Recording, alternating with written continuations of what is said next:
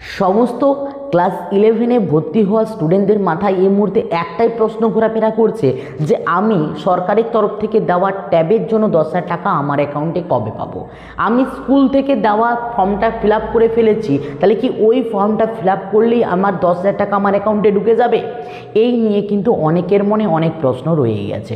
তোমরা অনেকে দেখেছো যে ফর্মটা ফিল আপ করতে গিয়ে তোমাদের অনেকগুলো কিন্তু ডকুমেন্টস দিতে হচ্ছে, অনেকগুলো নথি লাগছে, অনেক কিছু লিখতে হচ্ছে।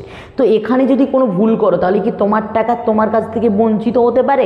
এইটা নিয়ে কিন্তু অনেকের মনে প্রশ্ন রয়েছে। তাই তুমি যদি একজন ক্লাস 11-এর ক্যান্ডিডেট হয়ে থাকো আর তোমার মনে যদি সেম প্রশ্ন ঢুকে থেকে থাকে, তাহলে কিন্তু তোমার জন্য গুরুত্বপূর্ণ হতে চলেছে আজকের এই ভিডিওটা। তো চলো শুরু করা যাক আজকের ভিডিও। আর যদি ভিডিওটা প্রথমবার হয়ে থাকো অবশ্যই ভিডিওটা লাইক করে চ্যানেলটিকে কিন্তু সাবস্ক্রাইব করতে ভুলো না, কারণ এই চ্যানেলের মাধ্যমে তোমাদের সমস্ত রকমের আপডেট, সমস্ত রকমের স্কলারশিপের আপডেট কিন্তু সবার প্রথমে তোমরা কিন্তু পেয়ে যাবে এই চ্যানেল থেকে। তো অবশ্যই কিন্তু চ্যানেলটিকে সাবস্ক্রাইব করে নিও। তো চলো শুরু করা যাক আজকের ভিডিও। তো সর্বপ্রথম আমি যে বিষয়টি নিয়ে আলোচনা করব সেটা হচ্ছে তরুণের স্বপ্ন প্রকল্পের 10,000 টাকা। এই তরুণের স্বপ্ন প্রকল্পের যে 10,000 টাকা, সেই 10,000 টাকা কিন্তু তোমাদের অ্যাকাউন্টে ঢুকেই যাবে যদি তোমরা এই ফর্ম ফিল আপের সময় কিছু মারাত্মক ভুল না করে থাকো। সেই মারাত্মক ভুলগুলোর মধ্যে সবথেকে গুরুত্বপূর্ণ ভুলটা হচ্ছে তুমি যে ফর্মটা ফিল আপ করছো সেখানে একটা পোর্শন রয়েছে যেখানে তোমার কিন্তু ব্যাঙ্ক ডিটেলস দেওয়ার প্রয়োজন রয়েছে। সেই ব্যাঙ্ক ডিটেলসে যে জায়গাটা রয়েছে সেখানে যদি তুমি তোমার অ্যাকাউন্ট নাম্বারটা ভুল করে দাও, আইএফএসসি কোডটা ভুল করে দাও, এই দুটো মারাত্মক ভুল তোমার কিন্তু টাকাটা তোমার অ্যাকাউন্ট থেকে কিন্তু বঞ্চিত করতে পারে। আর কি ভুল রয়েছে? আর ভুল রয়েছে বলতে তোমার আধার কার্ডের সঙ্গে যদি মোবাইল নাম্বার অ্যাড না থাকে, অর্থাৎ আধার কার্ডের সঙ্গে মোবাইল নাম্বার যদি অ্যাড না থাকে তাহলে পরে তোমার যে ওটিপিটা আসবে আধার থ্রু দ্বারা, যে ওটিপিটা তোমার মোবাইলে আসবে, সেই মোবাইলে ওটিপি না দিলে তোমার কিন্তু এই যে তরুণের স্বপ্ন প্রকল্পের যে স্কিম সেখানে তুমি কিন্তু অ্যাক্টিভ হবে না, অর্থাৎ তোমার টাকা কিন্তু তোমার অ্যাকাউন্টে ঢুকবে না। তাই তোমার মোবাইল নাম্বারের সঙ্গে আধারের লিঙ্ক রয়েছে কিনা এটা কিন্তু একটু চেক করে নিও, কেমন?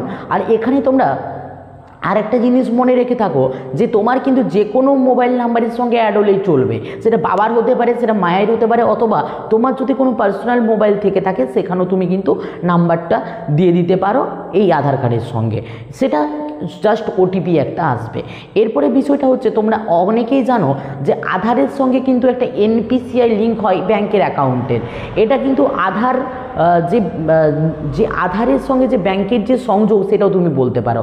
এটাও কিন্তু একটা গুরুত্বপূর্ণ বিষয়, তোমরা যদি এটাও কিন্তু চেক করে নিতে পারো একবার যে এনপিসিআই লিঙ্ক তোমার অ্যাকাউন্টের সঙ্গে রয়েছে কিনা।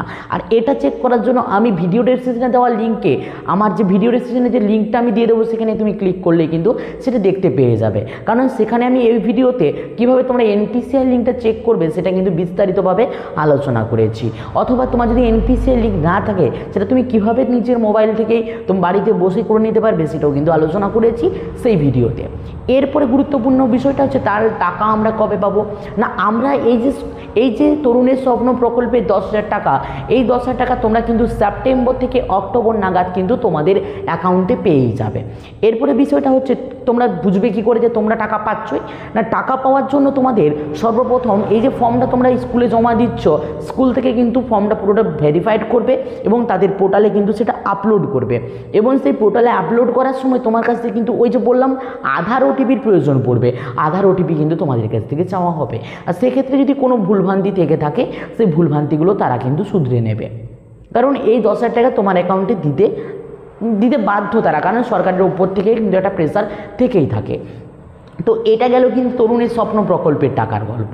এরপরে আমরা আসবো SBMCM স্কলারশিপ। আর এই SBMCM স্কলারশিপে তোমরা যারা 60%-এর অ্যাভাবে নাম্বার পেয়েছো বা 60%ই নাম্বার পেয়েছো তারা কিন্তু আবেদন করতে পারবে, এবং আবেদন করলে 12,000 টাকা পর্যন্ত, অর্থাৎ 11-এ 12 প্লাস 12-এ 12 অর্থাৎ 24,000 টাকা পর্যন্ত একটা স্কলারশিপ তোমরা কিন্তু পেয়েই যাবে।